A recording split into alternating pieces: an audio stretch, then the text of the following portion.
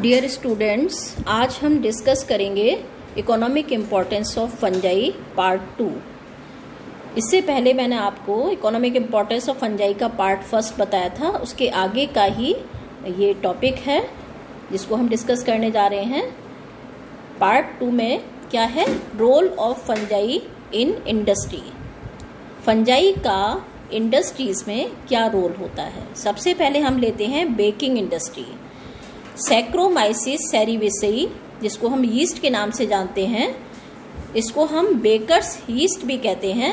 इसका सबसे अधिक उपयोग जो है वो बेकिंग इंडस्ट्री में किया जाता है। एल्कोहलिक फर्मेंटेशन भी बेकिंग इंडस्ट्री का ही आधार है, because the fermentation of sugar solution bye yeast produces ethyl alcohol and carbon dioxide. जब हम फर्मेंटेशन करते हैं शुगर सॉल्यूशंस का यीस्ट के माध्यम से, तो क्या बनता है, इथाइल एल्कोहल और कार्बन डाइऑक्साइड बनता है। Carbon dioxide is collected, solidified and sold as dry ice. Carbon dioxide को हम कलेक्ट कर लेते हैं, उसका सॉलिडिफाई किया जाता है और उसको ड्राई आइस के रूप में बेचा जाता है। नेक्स्ट पॉइंट आता है कि in the baking industry carbon dioxide is the useful product. It serves two purposes. Number 1 causes the dough to rise and number 2 makes the bread light. क्या यूज है कार्बन डाइऑक्साइड का? आपने देखा होगा, bread देखी होगी आपने, पाव देखा होगा, है ना, बर्गर देखा होगा और पिज्जा बेस, ये सब क्या है, बेकिंग इंडस्ट्री के प्रोडक्ट हैं जिसमें कार्बन डाइऑक्साइड का अधिक उपयोग किया जाता है। जब हम यीस्ट इसके अंदर डालते हैं खमीर उठाने के लिए, तो क्या होता है, ये दो पर्पस को सॉल्व करता है। एक तो जब आटा लगाया जाता है तो उसका जो बल्क है वो एकदम से राइज हो जाता है, यानी वो फैल जाता है। जब उसमें फर्मेंटेशन हो जाता है तो it causes the dough to rise. और दूसरा क्या है, मेक्स द ब्रेड लाइट। और आपने देखा होगा ब्रेड कितनी लाइट होती है, क्योंकि उसके अंदर जो है वो एकदम से हवा भर जाती है और स्पंजी हो जाती है। नेक्स्ट आता है production of alcoholic beverages, the other by product of fermentation of sugar. जो एल्कोहल बनाए जाते हैं, एल्कोहल बेवरेजेस जो बनाए जाते हैं, वाइन है, बियर है, ये सब क्या है, शुगर का फर्मेंटेशन करके ही बनाए जाते हैं। Malt solution is alcohol. The enzyme zymase present in yeast cells convert hexose sugars into alcohol। तो माल्ट सॉल्यूशन जो है वो भी एक एल्कोहल ही है और उसमें जाइमेज एंजाइम जो है वो उपस्थित रहता है, जो यीस्ट सेल के द्वारा हेक्सोज शुगर्स को एल्कोहल में कन्वर्ट कर देता है। अगला आता है acid production. Several fungi are helpful in the commercial production of many organic acids. बहुत सारी फंजाई जो हैं वो ऑर्गेनिक एसिड्स का उत्पादन करने में लाभदायक होती हैं। जैसे उदाहरण है एस्परजिलस नाइजर, ये सिट्रिक और ऑक्जेलिक एसिड बनाती है। एस्परजिलस गैलोमाइसिस गैलिक एसिड बनाती है। पेनिसिलियम परप्यूरोजीनम ग्लूकोनिक एसिड बनाती है। और म्यूकर फंजाई जो है वो फ्यूमरिक एसिड बनाती है। राइजोपस ओराइजी जो है वो लैक्टिक एसिड बनाती है। ये कुछ एग्जाम्पल्स हैं एसिड प्रोडक्शन के। अगला पॉइंट है enzyme production. Many fungi produce enzymes which have industrial uses.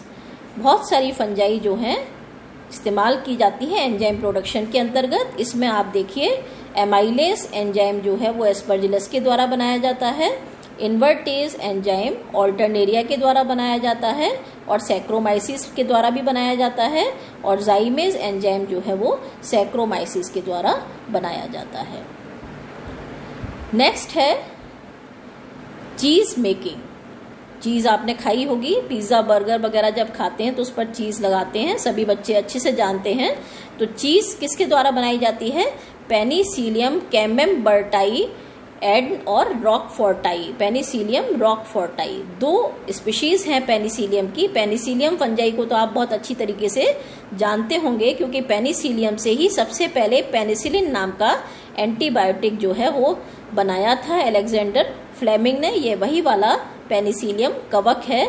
और इसकी जो दो स्पीशीज हैं, पेनिसिलियम कैम्बेम्बर्टाई और पेनिसिलियम रॉकफोर्टाई, ये चीज मेकिंग में काम आती है। These molds add a special flavor to the cheese. In fungi के द्वारा चीज़ का एक अलग सा फ्लेवर आता है जो खाने में अच्छा लगता है। नेक्स्ट यूजफुल एक्टिविटी है इसकी vitamin extraction. The yeast are the best sources of vitamin B complex. Yeast जो है वो विटामिन बी कॉम्प्लेक्स का बहुत अच्छा सोर्स है और विटामिन B12 भी जो है राइनमोथिशियम एशबाइजी एंड विटामिन ए फ्रॉम रोडोटोरुला ग्रेसिलस, इनसे निकाला जाता है। तो विटामिन जो हैं बी ग्रुप की जो विटामिन हैं वो बहुत इंपॉर्टेंट होती हैं और विटामिन B12 तो नर्व्स के लिए बहुत ही ज़्यादा लाभदायक होता है और बहुत ज़रूरी होता है सभी के लिए। तो विटामिन B12 का एक्सट्रैक्शन जो है वो एरिमोथिशियम एशबाइजी नामक फंजाई के द्वारा किया जाता है और बी कॉम्प्लेक्स का ये फंजाई जो है बहुत अच्छा सोर्स होती हैं और विटामिन ए जो है वो रोडोटोरुला ग्रेसिलिस के द्वारा एक्सट्रैक्ट किया जाता है। नेक्स्ट पॉइंट है सोर्स ऑफ हॉर्मोन्स। हॉर्मोन्स का भी ये फंजाई जो है बहुत अच्छा सोर्स होती हैं, जैसे जिब्रेलिन्स। जिब्रेलिन्स आपने हॉर्मोन्स के नाम सुने होंगे, ऑक्सिन्स, जिब्रेलिन्स एंड साइटोकाइनिन्स। ये प्लांट हॉर्मोन्स हैं जिसमें जिब्रेलिन्स जो है वो जिब्रेला फ्यूजिकोरोई नामक फंजाई से आइसोलेट किया जाता है। ये जिब्रेलिन्स जो है वो क्या काम करता है, इलोंगेशन का काम करता है, प्लांट्स में लंबाई बढ़ाने का काम करता है। तो कई बार क्या होता है कि इसके द्वारा जिब्रेला फ्यूजिकोरोई के द्वारा एक डिजीज हुई थी राइस प्लांट्स के अंदर।